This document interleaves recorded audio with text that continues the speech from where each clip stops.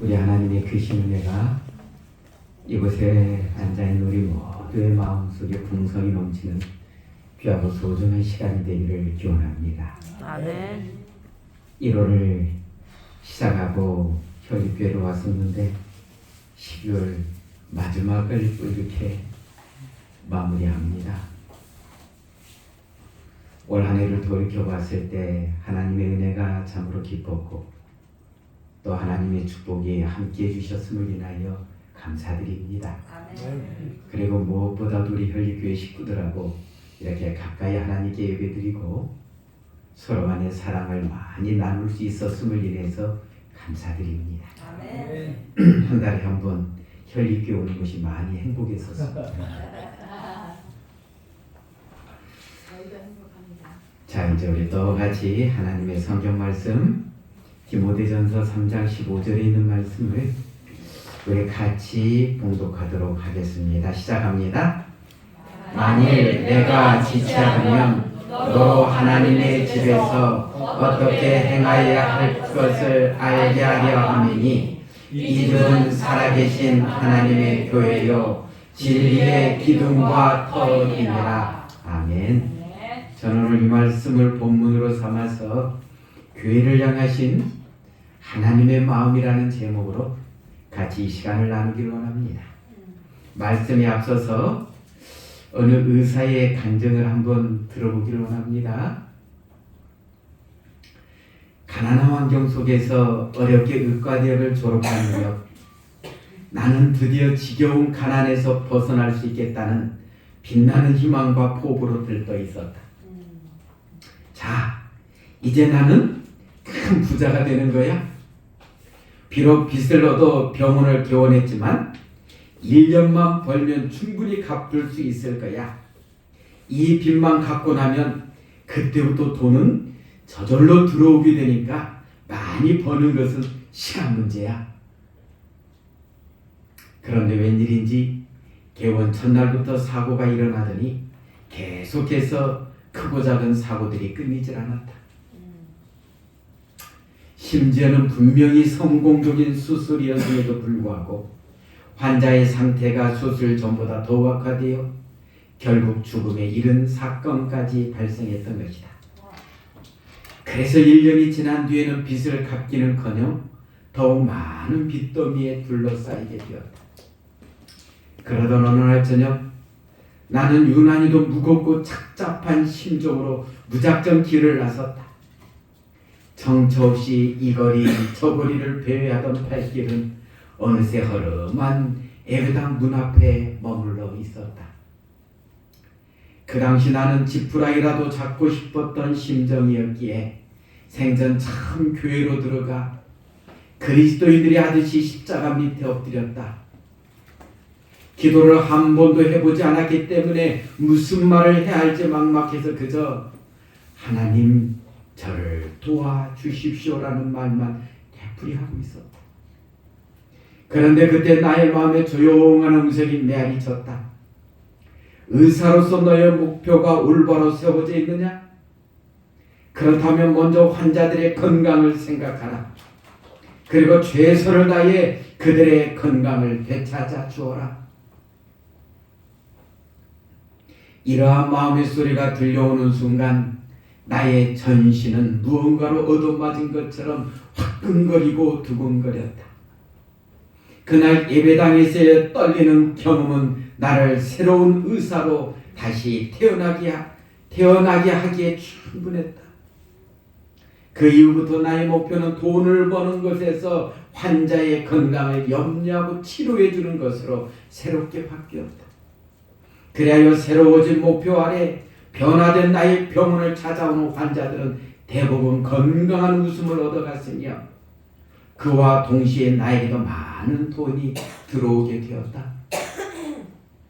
하지만 이제는 이렇게 많은 돈이 그다지 필요하지 않으므로 많은 부분의 돈을 의로운 일로 선교 지원 자금으로 사용하기로 결심하였다. 오늘날 많은 젊은이들이 어느 대학교 가기를 원합니까? 서울대. 의대. 서울대, 물론 서울대도 들어가지요.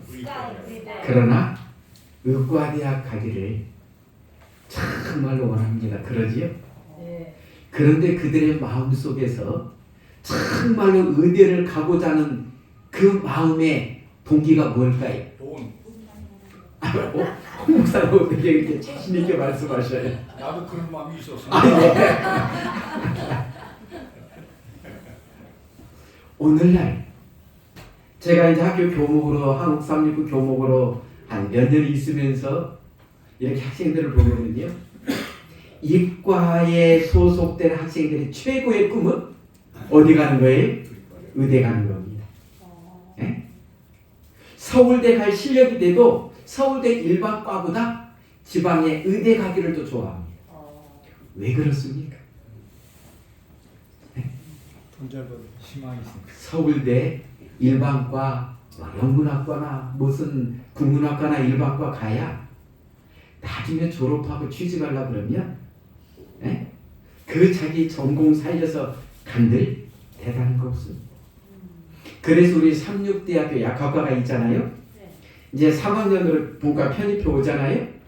서울대, 연대, 고대 일반과 학생들이 그렇게 많이 삼육대 약학과 들어오려고 편입시험을 그렇게 봅니다. 일반과 다녀보니까 이거 졸업하고 그 다음 해야 자기들이 봐도 이건 뭐가 제대로 안 된다는 거예요. 이게 제대로 안 들어온다는 거예요. 수입이요. 그래서 정말로 의대를 가보자 하는 최고의 꿈은 뭐예요? 돈이에요. 우리 홍경관 목사님이 요즘에 아주 세계적인 그 어려운 돕는 사업도 열심히 하시는데 그 밑바탕도 누구 때문에 그런지 아시지? 네? 예, 딸. 예, 의사로 있는 딸이 미국에서 아버지에게 상당한 이 자금을 선교 자금을 위해서 쓰라고 하니까 우리 홍 목사님이 세계를 누비고 다니셔요. 맞습니다. 맞지요? 그래서요, 정말로 요즘 또 의사가 되더라도 또 무슨 과를 택하느냐가 그렇게 중요합니다. 그렇죠? 요즘 제일 의사들이 전공의를 할 때 제일 인기 없는 과가 무슨 과 같습니까? 산부인과. 산부인과. 왜요? 요즘 얘들이 우리 아들 딸들이 시집장가를 잘 안 가갖고 시집장가를 가더라도 애는 하나 둘이요. 셋을 낳으면 이거 완전 애국자예요. 완전 애국자예요. 그런 상황이다 보니까 산부인과가 8위를 낳게 많은 산부인과가요. 네? 그리고 제일 인기 있는 과는 어딜까요? 네? 피부과는 제가 가보니까 제일 환자 없는 데가 피부 비뇨기과예요. 성형외과. 성형외과는 아주 대단합니다. 우리 청량리교회 어떤 장로님도 저 강남에서 성형외과 하시는데, 예, 삐딱기. 또 이 태릉교회도 어떤 장로님이 성형외과 하시는데, 신용호. 예, 이 제가 태교교회 목회할 때 우리가 이제 별내교회 다음으로 11금 2등이었어요. 12월 그 될 때까지도. 근데 연말에 갑자기 3등으로 바뀌고 태릉교회가 2등 오더라. 왜 그런가 했더니 그 장로님이 그달에 1억을 11금 내버려. 몰아서 내셨고. 예, 몰아서 낸 건지 아니면 어떻게 낸 건지 모르지만 1억을 11금 내버리니까 순위가 바뀌더라고요. 이야, 의사가 참 세구나. 그리고 또 어떤 과를 하느냐가 그렇게 중요하구나. 이걸 알게 되었어요. 방금 우리가 본 이 친구도 의사만 되면 뭐 하는 줄 알았어요? 돈만 버는 줄 알았어요. 그런데 이 친구는 아마 하나님의 특별한 섭리가 있었던 것 같아요. 이 사람을 뭐 하기 위해서요? 하나님의 백성으로 삼기 위해서. 이 사람은 하나님이 아니라 오직 뭐가 우선이었어요? 돈이 우선이었어요. 그러니까 철저하게 어떻게 됐어요? 망가졌어요. 그래서 한 번도 정말로 하나님을 찾지도 않았던 그가 마지막에 다 망한 위치에서 터덜터덜 가다가 허름한 예배소 교회당에 가서 하나님 앞에 뭐라고 기도드려요? 하나님 도와주세요. 마지막 절망 가운데 그는 하나님 앞에 간절히 도와달라고 그 순간 기도한 거예요. 그때 그는 그 속에 산 음성을 듣지요. 네가 의사로서의 목적이 뭐냐? 정말로 환자를 위한 것이냐? 깊은 거기서 그냥 아마 그는 쇠망치로 얻어맞은 것 같은 충격을 받았을 거예요. 저도 제 인생에서 2번 그런 경험을 했거든요. 그 충격이 얼마나 강한지 다시는 그 일에 대해서는 거리를 두게 되었어요. 예? 제가 그것 중에 하나가 이제 그 음식물에 관해서 그래서 그 후로부터 제가 생선도 입에 안 넣어요. 그 후로 저도 한번 그 평신도 장로님한테 딱 대화하면서 그 속에서 대화하는데 그냥 마치 망치로 두들겨 맞은 것 같은 충격이 저한테 팍 다가오는데요. 들리는 음성이 야 평신도도 이러는데 너는 목사가 딱 이 음성이 들리는데 그 충격은 이런 말할 수가 없었어요. 그 다음부터는 아예 그냥 하나님 알았습니다. 아마 이분도 그런 충격을 받았을 거예요. 그리고 나서 그의 사고가 바뀌어서 이제부터는 누구 중심이에요? 환자 중심. 그리고 나서 그가 그때부터 누구를 찾게 되었어요? 하나님을 찾게 되잖아요. 이제는 하나님. 그래서 마지막 글도 뭐예요? 돈이 많이 들어오는데 가만히 보니까 돈이 뭐하지가 않아요? 필요치가 않은데 인생에 있어서 그렇게까지 대단하게 그러다 보니까 이제 어디다가요? 많은 부분의 돈을 의로운 일로 선교지원 자금으로 사용하기를 뭐 했다고요? 결심했다. 하나님 안에서 이 사람은 완전히 새로운 사람으로 거듭난 거예요. 완전히 다른 사람으로 변한 거예요. 그래서 이제부터는 오직 환자의 건강이 최우선으로 변한 거예요. 오늘 우리 모두는 어떤 사람들이에요? 하나님 안에서 사는 하나님의 백성들이지요. 오늘도 지금 우리가 어디에 모여서 예배드립니까? 하나님 전에서. 우리가 지금 이곳에서 예배드리는 하나님의 교회, 하나님의 교회에 대해서 사도 바울은 이렇게 말하지요. 만일 내가 지체하면 너로 하나님의 집에서 어떻게 행하여야 할 것을 알게 하려 함이니 이 집은 살아계신 하나님의 교회요 진리의 기둥과 터이니라.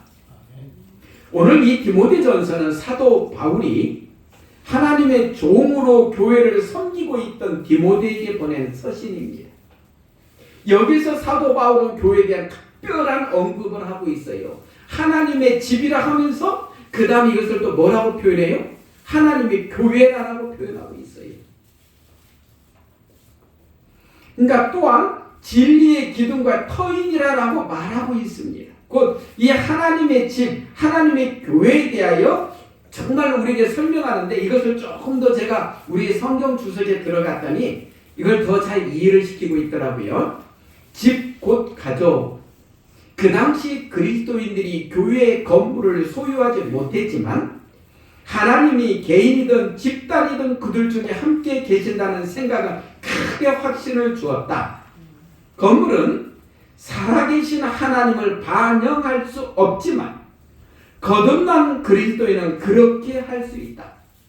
그러므로 근본적으로 하나님의 교회는 같은 장소에서 예배를 드리든 아주 멀리 떨어진 곳에서 예배 드리던 모든 거듭난 교인의 영적인 연합체이다. 이 디모데전서는 서기 63년경에 기록되었습니다. 그러니까 이 디모데전서에서 우리는 교회에 관한 초대 교인들의 그 사고를 접할 수가 있는 것입니다. 이 집을 여기서는 가족으로 또 우리가 이게 번역할 수 있다고 하잖아요. 그러니까 이게 뭐냐 하면 하나님의 집고 하나님의 가족. 그러니까 우리를 가리켜서 하나님의 가족이다라고 표현하고 있는 거지요.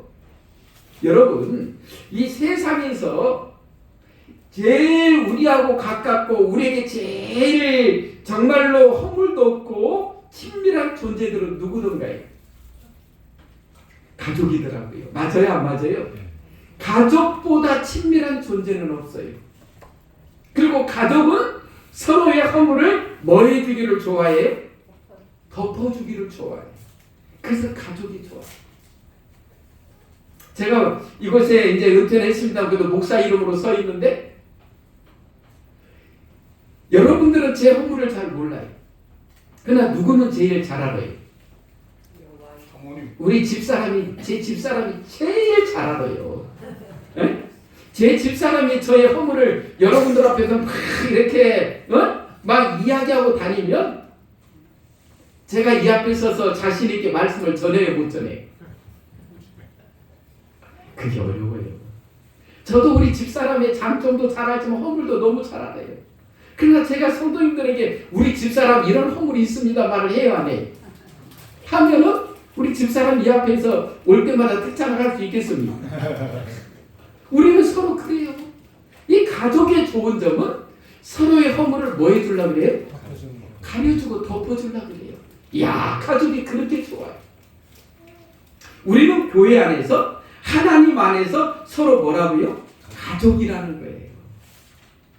그러니까 우리는 서로 간에 교회 안에서 서로의 허물과 부족이 있어도 뭐 해주기를 좋아해야 돼요? 가려주기를, 덮어주기를 좋아해야 된다는 거지요. 이게 참 우리는 정말로 하나님 안에서 한 가족으로서 보여진 게 특권이에요.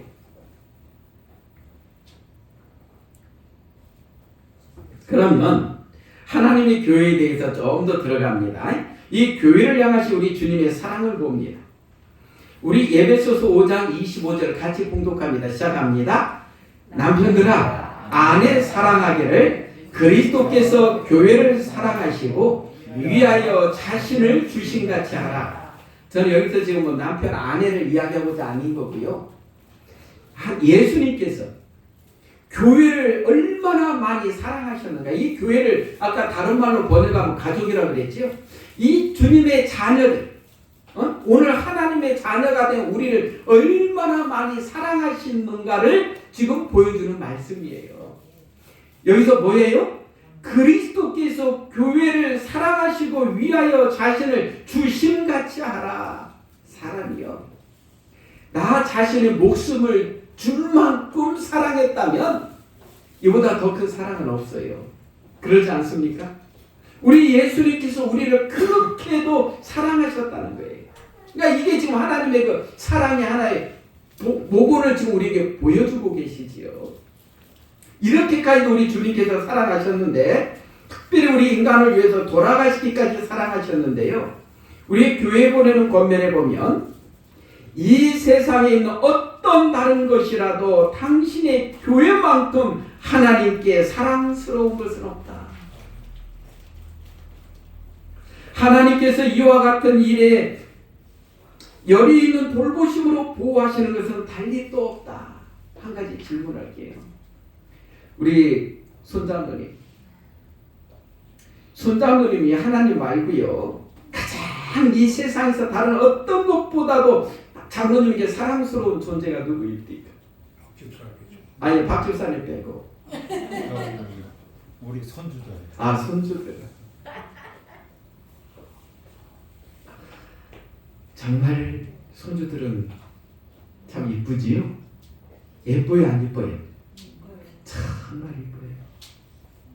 저도 지금 저희 집사람하고 저하고 월요일 날부터 금요일까지 우리 손주보러 출근해가지고요. 원래 저한테 참 부탁할 때는 아침 9시까지 오고 오후 5시 되면 퇴근을 하더니 이제는 또 딴 데 잡고 8시까지 오래요. 그래갖고 오후 또 6시에 거기서 퇴근하면 빨리 나오는 거예요. 하루에 10시간을 그곳에 있어요. 10시간. 그 손주 하나. 이제 올해 25개월째입니다. 힘들어. 힘은 그래도. 그런데 올라오면 사실은요, 하루 이틀 이렇게 이제 주말 안식 일을 이렇게 안 보고 그러면 걔가 또 생각나는 거 왜 그래요? 이건 왜 그렇습니까? 가족이라. 안 그렇습니까? 특별히 이 내리사랑이라고, 우리가 저도 이제 손자니가 셋인데 얘가 제일 막내인데 얘가 더 아직까지는 더 하여튼 이게 깊이 또 이게 가더라고요. 우리 세상 하나님께서는 이 세상엔 어떤 다른 것이라도 당신의 교회만큼, 이거 교회라는 표현이 건물을 말하는 게 아니잖아요. 예? 당신의 가족만큼 당신의 자녀만큼 하나님께 사랑스러운 것은 없다.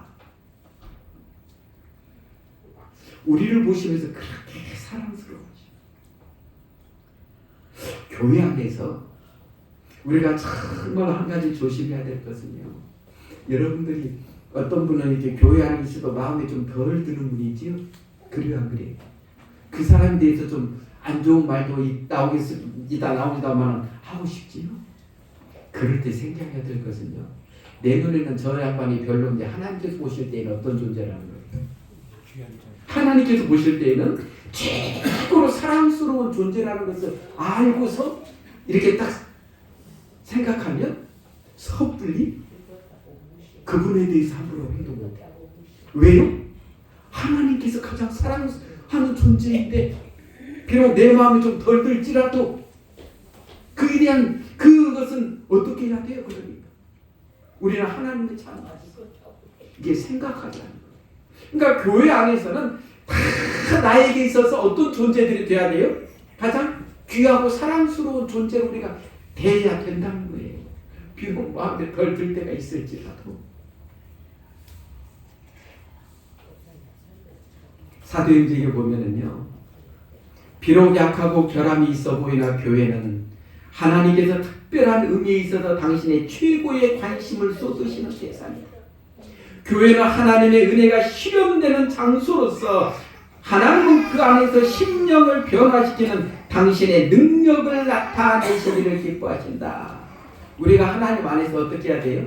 정말 우리가 변화되는 우리 자신들을 하나님께서 다른 사람들에게 보여주시기를 원하신다는 거지요. 진정으로 거듭난 그 성도들의 모습 속에서 하나님께서는 나를 믿고 나를 섬기며 이러한 모습으로 변한다는 것을 보여주시기를 원한다는 거지요. 그래서 우리는 하나님 안에서 어떤 사람이 되어야 돼요? 가장 하나님 보시기에 사랑스럽고 우리의 모습을 통하여서 하나님께 영광을 돌리는 자가 되어야 돼요. 시간상 넘어가고요.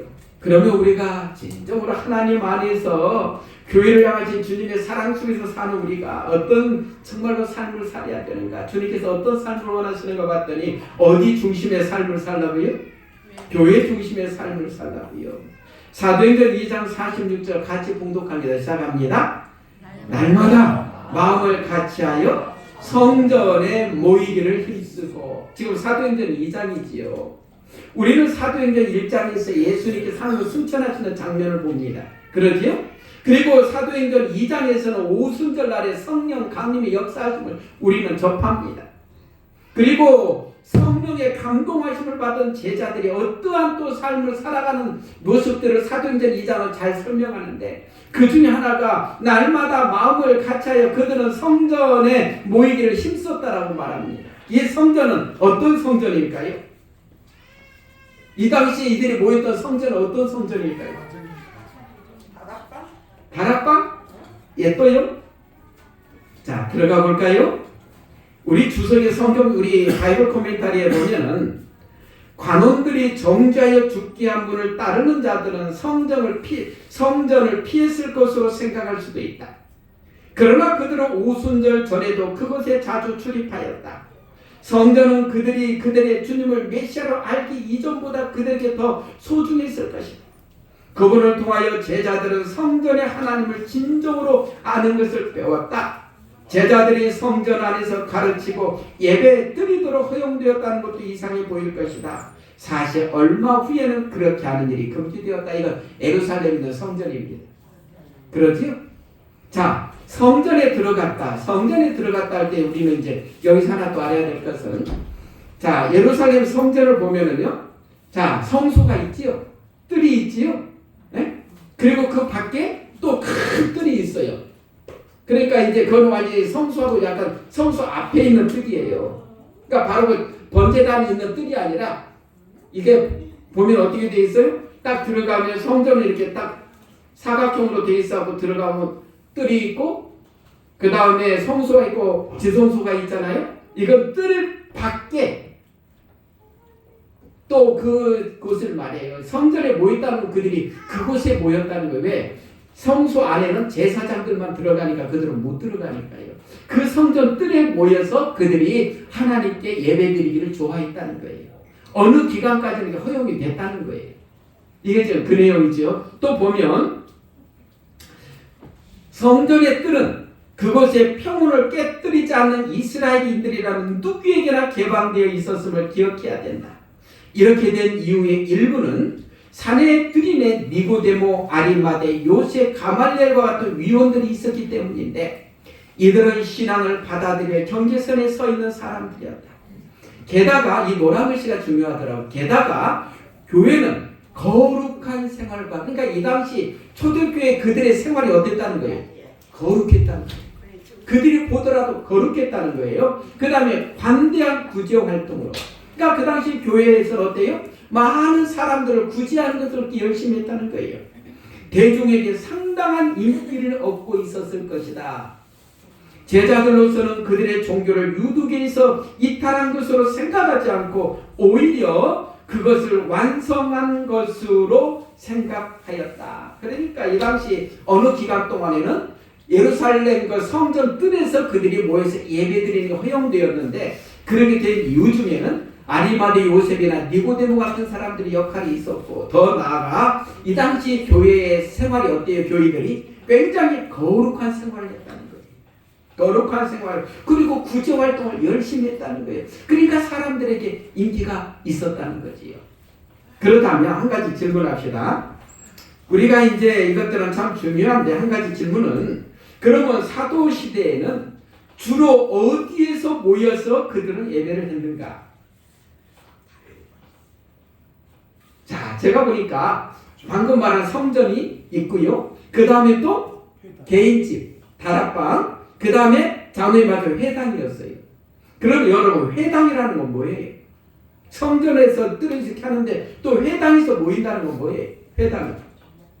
우리 회당에 대해서 볼까요? 이 회당은 바벨론 포로 기간 중, 그러니까 남방 유다가 바벨론에게 망한 후에 이제 회당이 생기기 시작했어요. 바벨론 포로 기간 중 디아스포라 유대인들에 의해서, 다그터진 유대인들에 의해서 시작되어졌다. 회당에서는 주로 안식일에 예배를 드리고 자녀 교육과 재판 등이 행해졌다. 소아시아 등지와 지중해 연안 전역에 걸쳐 유대인들이 머무는 곳에는 거의 회당이 세워졌다.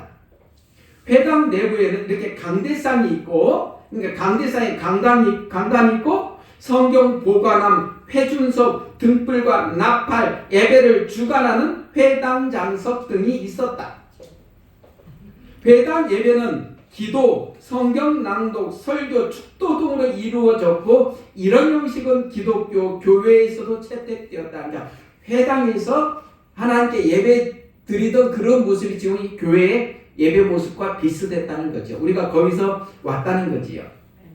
예수님께서도 공생의 기간 중 회당에서 예배드리고 가르치시며 무리의 병을 고쳐주셨다. 또 사도들도 복음 전파 장소로 유대인들이 모이는 회당을 활용하였다라고 되어 있죠. 그래서 이 제자들은 성전, 회당, 개인집에 모여서 예배드리기를 좋아했다는 거예요. 그렇다면 오늘날 우리는 어디에서 예배드리기를 좋아합니까? 오늘날 우리는요? 교회입니까? 네, 볼까요? 우리 교회에 보내는 권면에 보면 가정은 가족을 위한 성소이며 골방과 가장 궁벽한 곳에 있는 숲은 개인의 예배를 위한 성소이다. 그러나 교회는 회중을 위한 성소이다. 여기서 성소가 보니까 몇 개가 나옵니까? 세 군데가 등장해요. 그러니까 가족들끼리 모여서 예배 드릴 때 그곳은 성소가 되고, 또 우리가 어디 산이나 숲에 가서 조용히 개인 기도를 위한 그 장소에 가서 하나님께 할 때도 그것도 하나의 성소가 되고, 이렇게 교회, 이 교회는 뭐예요? 회중을 위한 성소라는 거예요. 그러니까 오늘날 우리는 가정에서 예배 드리던, 어디 숲에서 하던, 교회에서 하던 다 하나님의 임재가 같이 하는 곳에서 뭐하고 있다는 거예요? 예배하고 있다는 거예요. 그러니까 예배 드릴 때 우리는 항상 이것은 가정이니까 그냥 아무렇게 해도 되고 그게 아니라는 거지요. 항상 하나님께 예배드리고 모이는 것은 거룩한 장소가 된다는 거지요. 그러니까 우리가 항상 그걸 생각하면서 하나님께 예배를 드리는 자가 되라는 거지요. 그 다음에 우리는 또한 하나님의 집을 사모하라고 되어 있어요. 우리 시편 84편 2절에 보면 내 영혼이 여호와의 궁정을 사모하여 쇠약하며 내 마음과 육체가 생존하시는 하나님께 부르짖나이다. 여기서 시편 기자는 하나님의 궁정을 뭐 한다고 되어 있어요? 사모한다고 되어 있어요. 그렇지요? 이 시편 84편이 기록된 시기를 우리는 다윗 시대라고 여기고 있습니다. 물론 시편 84편은 고라 자손의 시지요. 이 시대는 성소 시대였지요. 하나님의 성소가 이스라엘에 있었고요. 특별히 지성소에서는 하나님의 임재하심을 표현하는 쇠키나 영광이 항상 빛을 발하고 있었지요. 여기서 이 기자는 말하기를 내 영혼이 내 마음이 내 정신이 하나님의 궁정을 사모한다. 이 기자에게 있어서 하나님의 집은 뭐예요? 하나의 왕의 집처럼 여겼다는 거예요. 그 정도까지 중요하고 거룩한 장소로 여겼다는 거지요. 오늘 우리가 특별히 이 교회에 대해서 정말로 소중히 여기지요. 그래서 우리는 교회를 어떻게 되게 깨끗하게 화려하게 우리가 보관하라고는 안 합니다. 하지만 정말로 깨끗하고 정결하게 하나님의 전을 잘 관리해서 우리가 예배 드릴 때마다 하나님 앞에 정말로 감사드리면서 예배 드릴 수 있도록 하는 것은 굉장히 소중하지요. 제가 보니까 우리 현립교회는 그걸 잘하고 있지요. 신목사님 맞지요?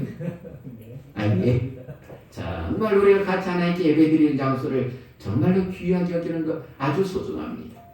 그래서 각 그리스도인들이 자문해 보아야 할 질문들은 다음과 같다. 나는 내 마음속에 그리스도를 최상으로 사랑하는가? 나는 그의 성전을 사랑하는가? 내가 하나님의 교회를 나의 첫째 관심사로 삼음으로 하나님께서 영광을 받으실 것이다. 그러니까 내 마음속에 그리스도를 최상으로 사랑하는가? 그 다음 질문은 나는 그의 성전을 사랑하는가? 어떻게? 여기와서 예배 드릴 때마다 행복합니까? 행복합니까? 정말로 이 성전을 사랑할 때는 이곳에서 예배 드릴 때가 그렇게 행복해. 우리에게 그런 마음이 있어야 된다는 거지요. 그럼 더 나아가서 그렇다면 우리가 좀만 더 살핍니다. 행복한 교회 생활을 위한 권면인데 고린도후서 5장 14절 우리 같이 한번 봉독할 거 시작합니다. 그리스도의 사랑이 우리를 강권하시는도다. 이 내용은 무슨 내용이에요? 우리를 향한 주님의 사랑을 깊이 체험하면서 살아가라는 거지요. 우리 주님 하나님의 사랑이 우리를 강권한다는 거지요. 이러한 사랑을 체험하면서 살아가는 사람은 주님의 일을 하면서 비록 힘들지라도 불평보다는 감사함으로 사랑으로 하게 됩니다. 왜 그러는가? 사랑하는 사람을 위한 일을 행복합니다. 제가 보니까 하여튼 특별히 이 주부들이 보통 일이 아니지요. 평생을 시집가면서부터 남편 치닥거리하고 밥 해주고 반찬하느라고 수고했는데 자녀들 낳으면 아까 보니까 우리 저 집사님도 저 아들내미가 엄마 품에서 떠나질 않구만. 잠잘 때도 안 떠나고 오직 엄마 품만 포근한 품이라고 여겨요. 그러지요? 자, 아이에게 있어서는 엄마의 품은 뭐예요? 절대적인 거예요. 정말 저에게서는 엄마의 품이 하나님 품이에요. 쟤는 지금 그런 품이에요. 오늘 하나님의 사랑이 우리를 강건하게 될 때에는 우리가 교회를 위해서 일하는 것도 여러분 제가 보니까 우리 혈육교회 집사님들은 수고가 많아요. 특별히 여집사님들 매 안식일마다 저렇게 식탁 차리고 먹는 교회 드뭅니다. 예, 얼마나 참 수고들 많이 하는지 몰라요. 근데 여러분 정말 그것도 억지로 하게 되면은 이게 참 힘든데 여러분 자녀들이 왔을 때 자녀들에게 밥을 할 때 힘은 들지만 고역입니까? 행복입니까? 예? 박옥자 집사님 행복이지요. 힘은 들지만 내 가족이니까 행복한 거예요. 그러지요? 우리는 교회 안에서 정말로 그런 일들을 하는 것이 솔직히 힘은 들잖아요. 하지만 가족을 위해 상담할 때는 어떤 마음이 들어요? 행복하다는 거지. 그러니까 주님의 사랑이 우리의 마음에 정말로 이렇게 가득할 때에는 우리 같은 가족, 믿음의 가족을 위해 사는 것이 행복하다는 거지요. 그 다음에 기별을 두를 수 있는 기회를 소중히 여기래요. 우리 마태복음 히브리서 10장 25절에 같이 한번 봉독할까요? 시작합니다. 모이기를 해하는 어떤 사람들의 습관과 같이 하지 말고 오직 권하여 그날이 가까움을 볼수록 더욱 그리하자. 왜 사도 바울이 이런 메시지를 줬을까요? 기별을요. 아마 사도 바울 당시에도 이러한 하나님의 그 특별히 교회에서나 집회 열리는 데에서 모이기를 뭐하는 사람들이 있었던 것 같아요. 힘쓰지 않은 사람들이 있었던 모양이에요. 원래 이런 기별이 나올 때에는 그걸 잘하고 있으면 이런 기별을 안 줘요. 그래요, 안 그래요? 이건 개선해야 되겠다 했기 때문에 이런 기별을 주시잖아요. 우리는 교회 안에서 특별히 모이기를 힘쓰는 사람이 되라는 거예요. 집회가 있을 때 그 집회에 최선을 다하라는 거지요. 맞습니까? 예. 그래서 여기 보면 하나님의 백성들의 집회에 참석하기 위하여 특별한 노력을 기울여라는 거예요. 형제 자매들이여 그대들로 하여금 모든 가능한 영적 유익을 얻지 못하게 하는 구실을 만들지 마라. 그러니까 교회에서 특별한 그러한 집회나 이런 것들이 주어질 때는 최선을 다해서 그곳에 뭐하라고요? 있으라는 거예요. 그 다음에는 어떻게 하라고요? 주의 깊게 들으래요. 말씀이 전해질 때 형제들이여 그대들은 하나님께서 대신 보내신 종들을 통하여 그분의 음성을 듣고 있다는 것을 기억해야 한다. 주의 깊이 들으라. 한순간도 졸지 말라. 정말로 주어진 그 말씀 앞도 어떻게 하라는 거예요? 주의 깊이 들으라는 거예요. 그 다음에는 또 어떤 해야 되는가? 입에 파수꾼을 세우래요. 특별히 교회 안에서 왜 그러는가? 여호와여 내 입 앞에 파수꾼을 세우시고 내 입술에 문을 지키소서. 이게 다윗의 시인데요.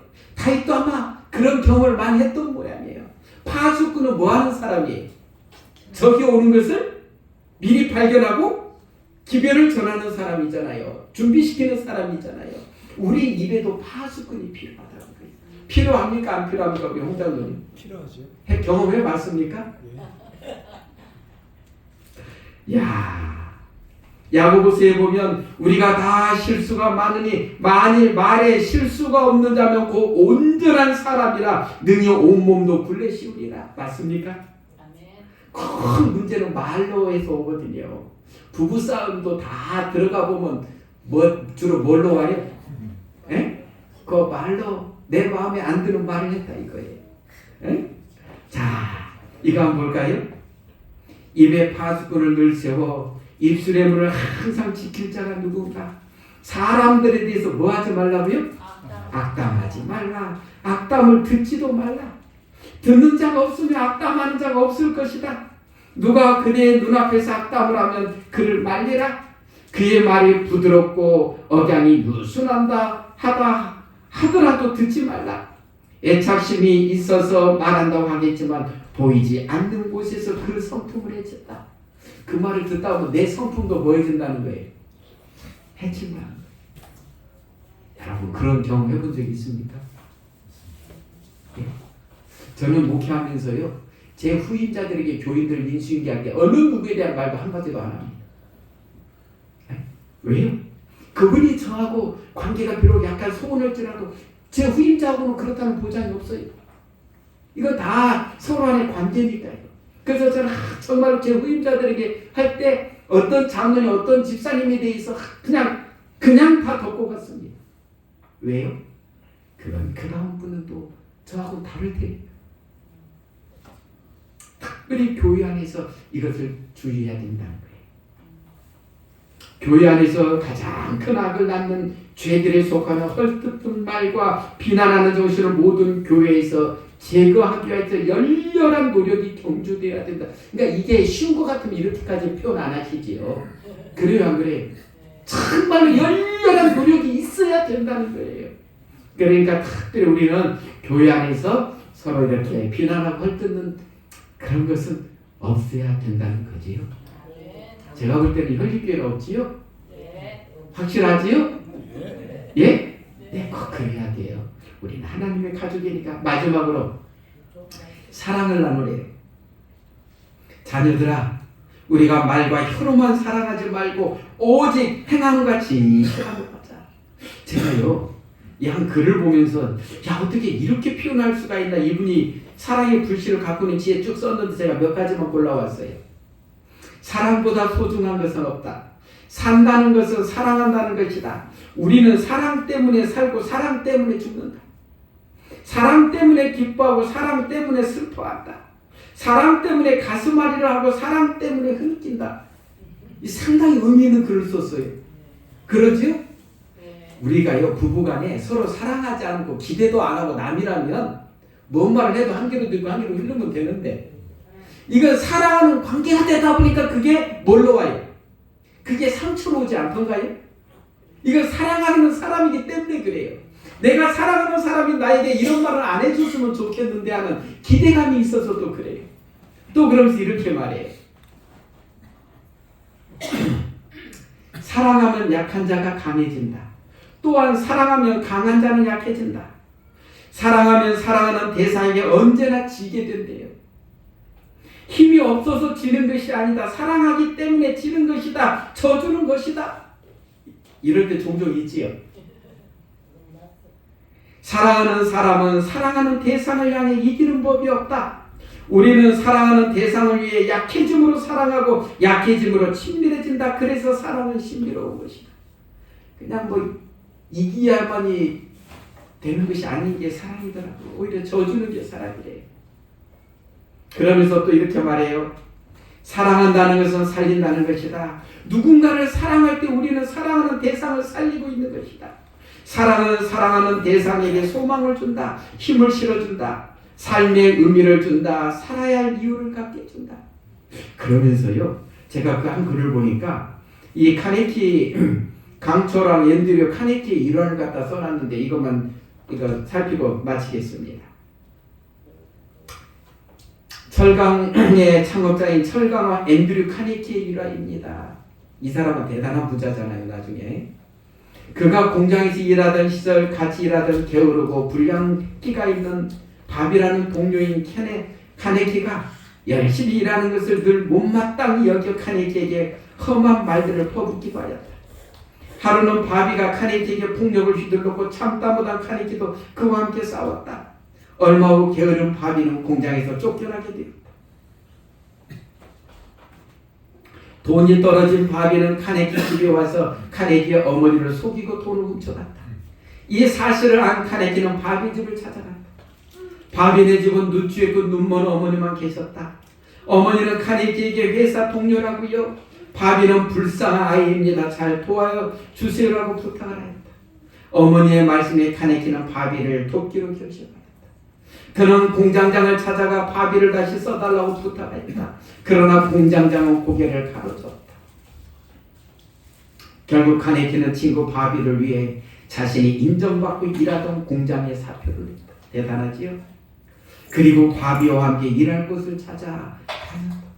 그 후 그들은 함께 취직하게 되었고 바비는 칭찬받는 직원이 되었다.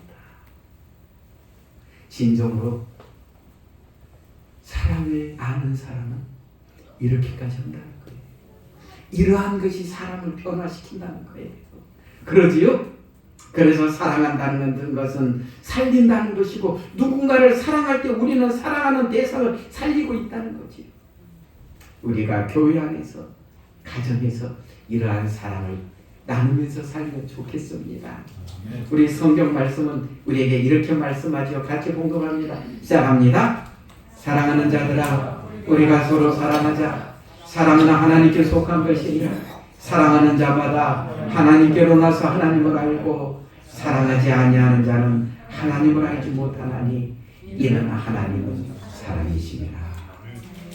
우리 모두는 주님 안에서 한 가족이라고 말씀합니다. 가족 간에는 사랑이 있어야 그 가정이 행복한 가정이 됩니다. 우리는 하나님 안에서 한 가족으로 지금 부르심을 입은 백성들입니다.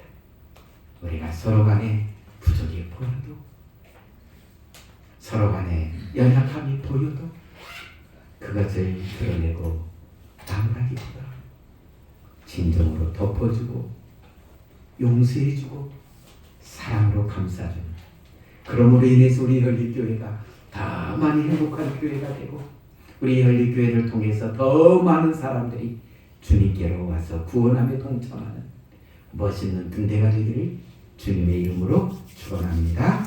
네. 다 일어나서 참여합니다. 116장입니다.